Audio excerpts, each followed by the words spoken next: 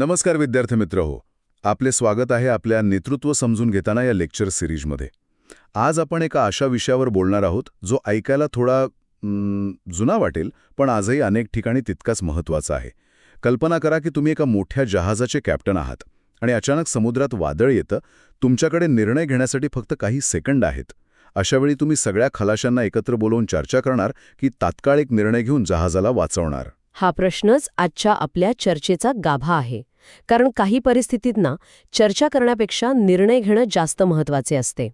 आणि याच विचारातून एका नेतृत्व शैलीचा जन्म झाला, जिला आपण एकतंत्री किंवा मग हुकुमशाही, ऑटोक्रॅटिक लीडरशिप म्हणतो. आज आपण याच शैलीचा सविस्तर अभ्यास करणार आहोत. ती नक्की काय आहे, तिचे फायदे काय आणि तोटे काय, हे सगळं समजून घेणार आहोत. बरोबर. म्हणजे आजकाल आपण टीमवर्क, सहकार्य, सगळ्यांना सोबत घेऊन चालणं याबद्दल इतकं बोलतो. मग अशा काळात ही एकतंत्री शैली, जिथे फक्त एका व्यक्तीचा शब्द अंतिम असतो, ती समजून घेणं का गरजेचं आहे? कारण नेतृत्व म्हणजे फक्त एक चांगली पद्धत निवडणं नाही, तर परिस्थितीनुसार योग्य पद्धत निवडणं आहे. ही एकतंत्री शैली काही ठिकाणी अत्यंत प्रभावी ठरते, तर काही ठिकाणी पूर्णपणे अपयशी.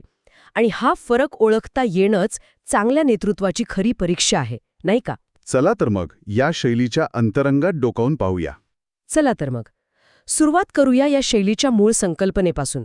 सोप्या भाषेत सांगायचं तर एकतंत्री नेतृत्व शैली म्हणजे अशी व्यवस्था जिथे निर्णय घेण्याचे सर्व अधिकार फक्त आणि फक्त नेत्याकडे असतात. तोच सर्व योजना आखतो, तोच आदेश देतो आणि इतरांकडून फक्त त्या आदेशांचे पालन करण्याची अपेक्षा ठेवली जाते. हो, यालाच टॉप डाऊन अप्रोच असेही म्हणतात. म्हणजे सगळ्या सूचना आणि अधिकार हे वरून खाली येतात. अनुयायींना किंवा टीमच्या सदस्यांना हे काम का करायचं किंवा यापेक्षा चांगला मार्ग नाही का, असे प्रश्न विचारायची सहसा परवानगी नसते. मी सांगेन तसे करा, हा यामागचा मूळ विचार असतो. पण मग असं नेतृत्व कोण स्वीकारेल? म्हणजे हे ऐकायला तर खूपच कठोर वाटतंय. इथेच तर खरी गंमत आहे. ही शैली अशा ठिकाणी सर्वात प्रभावी ठरते जिथे वेळ कमी आणि धोका जास्त असतो. जसं तुम्ही ते जहाजाचं उदाहरण दिलं, तसंच समजा युद्धजन्य परिस्थिती, नैसर्गिक आपत्ती किंवा हॉस्पिटलमधला आपत्कालीन विभाग. अशा ठिकाणी निर्णयाला उशीर होणं म्हणजे थेट जीवित किंवा वित्तहानी होऊ शकते. तिथे चर्चा करण्यापेक्षा एक अनुभवी व्यक्तीने घेतलेला जलद निर्णय जास्त महत्त्वाचा ठरतो. म्हणजे जिथे चूक करायला वावच नाही, तिथे ही पद्धत उपयोगी पडते. आता मला याचे फायदे थोडे थोडे कळायला लागले आहेत. यातला सगळ्यात मोठा फायदा म्हणजे वेग.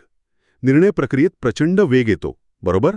अगदी बरोबर. निर्णय प्रक्रियेतील वेग हा या शैलीचा सर्वात मोठा आणि महत्त्वाचा गुण आहे. जेव्हा बाजारात झपाट्याने बदल होत असतात किंवा एखादं मोठं संकट उभं ठाकतं, तेव्हा ज्या संस्था पटकन निर्णय घेतात त्या इतरांपेक्षा पुढे राहतात. विचार करा, हॉस्पिटलच्या इमर्जन्सी रूममध्ये एखादा गंभीर रुग्ण आला आहे. अशावेळी सिनियर डॉक्टर काही सेकंदात निर्णय घेतात की कोणती ट्रीटमेंट द्यायची. ते जर सगळ्या ज्युनियर डॉक्टरांचं मत घेत बसले तर रुग्णाचा जीव धोक्यात येऊ शकतो. अगदी. हे उदाहरण एकदम चपखल आहे. म्हणजे इथे नेत्याच्या अनुभवावर आणि ज्ञानावर पूर्ण विश्वास ठेवला जातो. पण या वेगाचा संस्थेच्या दैनंदिन कामकाजात कसा फायदा होतो? दैनंदिन कामकाजातही होतो. समजा एखाद्या कंपनीला प्रतिस्पर्धी कंपनीच्या आधी आपलं उत्पादन बाजारात आणायचं आहे. अशावेळी जर नेता एकतंत्री पद्धतीने निर्णय घेत असेल, तो मार्केटिंग, प्रोडक्शन, सेल्स या सगळ्या विभागांना एकाच वेळी स्पष्ट आदेश देऊ शकतो. यामुळे चर्चा आणि मीटिंगमध्ये जाणारा वेळ वाचतो आणि कंपनी आपलं ध्येय वेळेवर गाठू शकते. वेळ वाचतो म्हणजे पैसाही वाचतो. आणि वेगासोबतच दुसरा महत्त्वाचा मुद्दा येतो, तो म्हणजे शिस्त आणि नियंत्रण. मला वाटतं या पद्धतीत नियमांचं पालन खूप काटेकोरपणे केलं जातं. हो, आणि ही शिस्त कामामध्ये एक प्रकारची स्थिरता आणि एकसारखेपणा आणते. याचं उत्तम उदाहरण म्हणजे आपलं लष्कर. तिथे कमांडरने दिलेला आदेश अंतिम असतो. त्याचं तंतोतंत पालन केलं जातं. यामुळे प्रत्येक सैनिक एकाच दिशेने काम करतो, ज्यामुळे मोहिमेच्या यशाची शक्यता वाढते. तिथे जर प्रत्येकजण आपापल्या पद्धतीने विचार करू लागला तर मोठा गोंधळ उडू शकतो. हो, पण ही लष्करी शिस्त कॉर्पोरेट जगात किंवा इतर क्षेत्रांमध्ये कशी लागू होते? तिथे तर एवढी कठोरता चालणार नाही. लागू होते, विशेषतः उत्पादन क्षेत्रात म्हणजे मॅन्युफॅक्चरिंग इंडस्ट्रीमध्ये. विचार करा, जिथे एकाच प्रकारच्या हजारो वस्तू तयार होत आहेत, जसे की कार किंवा मोबाईल फोन, तिथे प्रत्येक वस्तूचा दर्जा सारखाच असणं खूप महत्वाचं आहे. आणि हे तेव्हाच शक्य आहे जेव्हा प्रत्येक कामगार ठरून दिलेल्या प्रक्रियेचं म्हणजे SOPचं काटेकोरपणे पालन करेल. इथे सुपरवायझर किंवा मॅनेजरची भूमिका त्या एकतंत्री नेत्यासारखी असते, जो हे बघतो की नियमांचं कुठेही उल्लंघन होणार नाही. अच्छा, म्हणजे यामुळे चुका कमी होतात आणि गुणवत्तेवर नियंत्रण राहतं. बरोबर. हे पटण्यासारखं आहे. आणि मला वाटतं की जे कर्मचारी नवीन आहेत किंवा ज्यांना कामाचा फारसा अनुभव नाही, त्यांच्यासाठी ही शैली खूप फायदेशीर ठरू शकते. कारण त्यांना काय आणि कसं करायचं याबद्दल स्पष्ट सूचना मिळतात. तुम्ही अगदी योग्य मुद्दा मांडला. अल्प अनुभवी किंवा शिकाऊ कर्मचाऱ्यांसाठी ही शैली एक वरदान ठरू शकते. जेव्हा एखादा तरुण इंजिनियर किंवा नवीन ट्रेनी कामाला लागतो, तेव्हा त्याला कामाची फारशी माहिती नसते. अशा वेळी जर त्याचा मॅनेजर त्याला प्रत्येक कामाबद्दल स्पष्ट आणि थेट सूचना देत असेल, तर त्याचा गोंधळ उडत नाही. आणि त्याच्यावर सुरुवातीलाच निर्णय घेण्याचं दडपण येत नाही. हो, तो फक्त आपलं कौशल्य विकसित करण्यावर लक्ष केंद्रित करू शकतो. म्हणजे एक प्रकारे त्याचं काम सोपं होतं आणि तो लवकर शिकतो. पण यात एक धोका नाही का, की तो कर्मचारी पूर्णपणे नेत्यावर अवलंबून राहील? तो धोका निश्चितच आहे आणि आपण त्यावर नंतर बोलणारच आहोत. पण प्रशिक्षणाच्या सुरुवातीच्या काळात, जिथे चुकांमुळे मोठं नुकसान होऊ शकतं, तिथे हे अवलंबित्व फायद्याचं ठरतं. जसं विमान चालवायला शिकणाऱ्या पायलटला सुरुवातीला इन्स्ट्रक्टरच्या प्रत्येक सूचनेचं पालन करावंच लागतं. तो स्वतःचे निर्णय घेऊ शकत नाही. बरोबर. आणि आता येऊया त्या मुद्द्यावर जिथे ही शैली सर्वोत्तम मानली जाते. संकट व्यवस्थापन म्हणजे क्रायसिस मॅनेजमेंट. पूर, भूकंप किंवा एखादी मोठी औद्योगिक दुर्घटना, अशा वेळी तर चर्चेला अजिबात वेळ नसतो. अजिबात नाही. अशा परिस्थितीत एकसंध नेतृत्व किंवा युनिटी ऑफ कमांड खूप महत्वाचं असतं. म्हणजे सगळ्यांना एकाच ठिकाणाहून आदेश मिळाला हवेत. NDRF किंवा अग्निशमन दलाचे प्रमुख जेव्हा घटनास्थळी पोहोचतात, तेव्हा ते परिस्थितीचं आकलन करून तात्काळ आदेश देतात. या टीमने पूर्वेकडे जा, त्या टीमने जखमींना बाहेर काढा, हे निर्णय क्षणात घेतले जातात. तिथे जर अनेक लोक वेगवेगळे निर्णय घेऊ लागले तर मदत कार्यात अडथळा येतो आणि हानी वाढते. बरोबर. म्हणजे संकट काळात एक नेता सर्वांची जबाबदारी घेतो आणि त्याच्या निर्णयावर विश्वास ठेवून बाकीचे काम करतात. यामुळे गोंधळ टाळता येतो. याचा एकसंधतेचा फायदा इतर ठिकाणीही होतो का, जसे की व्यवसायात? नक्कीच. लक्ष साध्य करण्यात एकसंधता राखण्यासाठी ही शैली खूप उपयुक्त आहे. याचं एक सोपं उदाहरण म्हणजे मॅकडॉनल्ड्स किंवा डॉमिनोज सारख्या फास्ट फूड चेन्स. तुम्ही जगात कुठेही त्यांच्या आउटलेटमध्ये जा, तुम्हाला बर्गर किंवा पिझ्झाची चव साधारणपणे सारखीच लागेल. हो, हे खरं आहे. पण हे कसं शक्य होतं? कारण तिथे काम करणारे हजारो कर्मचारी एकाच ठरवून दिलेल्या नियमावलीचे म्हणजे स्टँडर्ड ऑपरेशन प्रोसिजर्सचे SOPचे पालन करतात.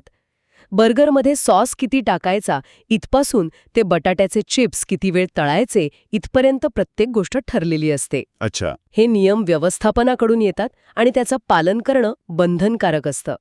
या एकतंत्री नियंत्रणामुळेच त्यांच्या उत्पादनात एक समानता येते आणि त्यांची ब्रँड ओळख टिकून राहते. वा, म्हणजे आत्तापर्यंत आपण पाहिलं की ही शैली वेग, शिस्त, नियंत्रण, संकट व्यवस्थापन आणि एकसंधता यासाठी किती प्रभावी आहे. हे सगळं ऐकल्यावर तर वाटतं की हीच सर्वोत्तम पद्धत आहे. पण मला खात्री आहे की या नाण्याला एक दुसरी गडद बाजूही आहे. आहेच. आणि ती बाजू समजून घेणं आजच्या काळात खूप महत्वाचं आहे.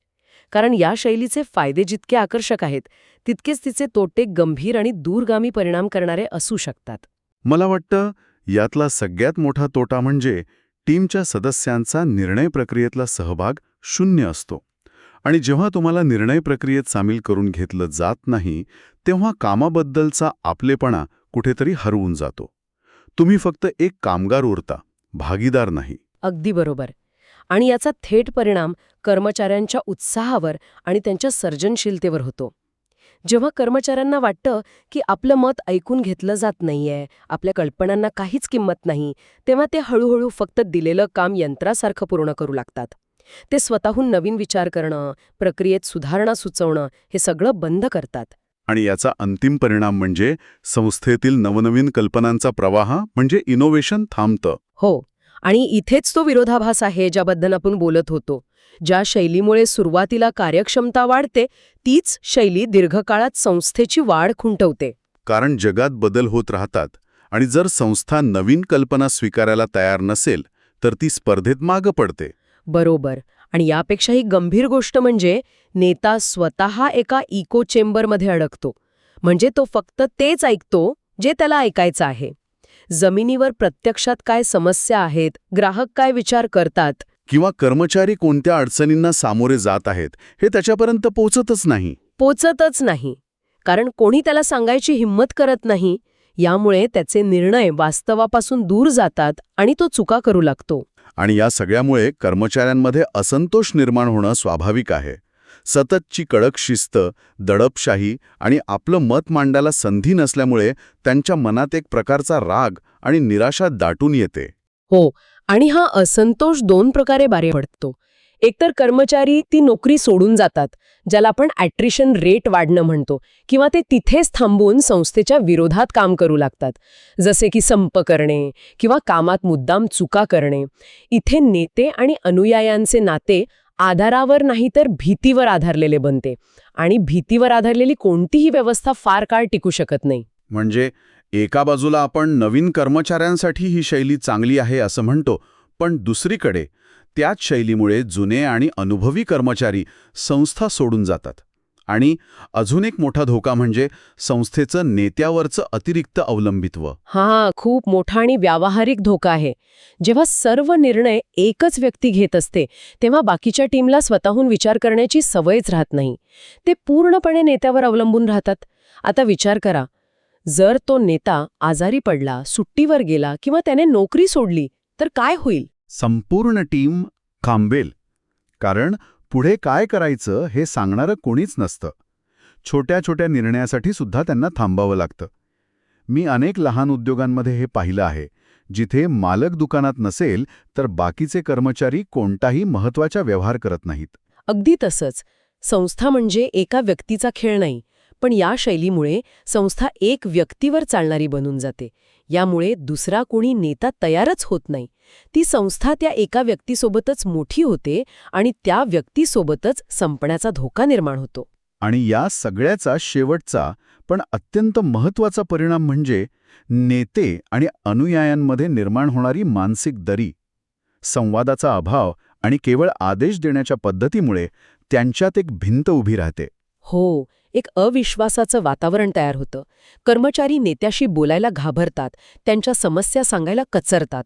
एक निरोगी आणि विश्वासार्ह कामाचं वातावरण तयार होत नाही, आणि जिथे विश्वास नसतो तिथे टीम म्हणून सर्वोत्तम काम करणं जवळजवळ अशक्य असतं. म्हणजे कर्मचाऱ्यांचं मनोधैर्य खच्ची होतं आणि त्याचा थेट परिणाम त्यांच्या कार्यक्षमतेवर आणि पर्यायाने संस्थेच्या नफ्यावर होतो. अगदी. तर मग या सगळ्या चर्चेनंतर आपण काही प्रत्यक्ष उदाहरणे पाहूया, म्हणजे हे फायदे तोटे अधिक स्पष्ट होतील.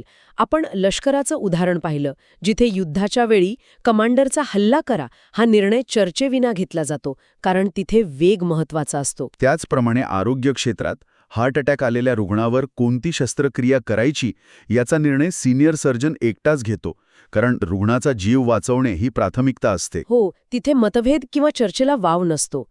औद्योगिक उत्पादनात, जसे की ऑटोमोबाईल कंपनीच्या असेंब्ली लाईनवर प्रत्येक नटबोल्ट कसा लावायचा याचा निर्णय सुपरवायझरचा अंतिम असतो, जेणेकरून गाडीच्या सुरक्षेत कोणतीही तडजोड होणार नाही. बरोबर. क्रीडा क्षेत्रातही काही प्रशिक्षक अत्यंत कठोर आणि एकतंत्री असतात. ते खेळाडूंना विशिष्ट फिटनेस आणि डाएट नियमांचं पालन करायला लावतात, कारण त्यांना संघाकडून सर्वोत्तम कामगिरी हवी असते. ते खेळाडूंचा मतापेक्षा अंतिम निकालाला जास्त महत्त्व देतात. आणि अनेक कौटुंबिक व्यवसायांमध्ये तर आजही घरातील प्रमुख व्यक्तीच सर्व आर्थिक आणि व्यवस्थापकीय निर्णय घेते. तिथे परंपरेनेच ही पद्धत चालत आलेली असते. या सर्व उदाहरणांमध्ये एक समान धागा आहे: वेग, अचूकता, सुरक्षा आणि स्पष्ट निर्देशांची गरज. याच कारणांमुळे त्या परिस्थितीत ही एकतंत्री शैली योग्य आणि आवश्यक ठरते. पण विचार करा, याच शैलीचा वापर जर एखाद्या जाहिरात एजन्सीमध्ये किंवा सॉफ्टवेअर डेव्हलपमेंट टीममध्ये केला, जिथे सर्जनशीलता आणि नवीन कल्पनांना सर्वाधिक महत्त्व आहे, तर काय होईल? तिथे तर ही शैली पूर्णपणे अपयशी ठरेल. कारण तिथे प्रत्येकाच्या कल्पनाशक्तीला वाव देणं गरजेचं असतं. तर आजच्या चर्चेचा सारांश असा काढता येईल की एकतंत्री नेतृत्व शैली ही दुधारी तलवारीसारखी आहे. बरोबर. शिस्त, वेग आणि संकट नियंत्रणासाठी ती अत्यंत प्रभावी आहे. जिथे नियमांचे पालन करणं महत्वाचे आहे आणि चुकांना अजिबात वाव नाही, तिथे ही शैली उत्कृष्ट काम करते. पण त्याच वेळी ती सृजनशीलता, कर्मचाऱ्यांचे मनोधैर्य आणि संस्थेच्या दीर्घकालीन विकासासाठी मारक ठरू शकते. त्यामुळे ही शैली चांगली की वाईट या निष्कर्षावर येण्यापेक्षा ती कधी, कुठे आणि किती प्रमाणात वापरायची हे समजून घेणं अधिक महत्त्वाचं आहे. एकाच नेत्याला गरज पडल्यास एकतंत्री तर इतर वेळी लोकशाहीवादी होता आलं पाहिजे. परिस्थितीनुसार आपली शैली बदलता येणंच नेतृत्वाची खरी कसोटी आहे. आणि जाता जाता एक विचार, आपण सुरुवातीला पाहिलं की ही शैली अनुभवी अनुयायांसाठी प्रभावी ठरते, कारण त्यांना स्पष्ट निर्देशांची गरज असते. की जेव्हा टीममधील तेच सदस्य हळूहळू अनुभवी, सक्षम आणि आत्मनिर्भर होतात, तेव्हा नेत्याने आपली शैली बदलण्याची गरज कधी ओळखावी? तो क्षण कोणता, जेव्हा सर्व अधिकार स्वतःकडे ठेवणं हे टीमसाठी फायदेशीर न ठरता त्यांच्या प्रगतीत अडथळा बनू लागते? यावर नक्की विचार करा.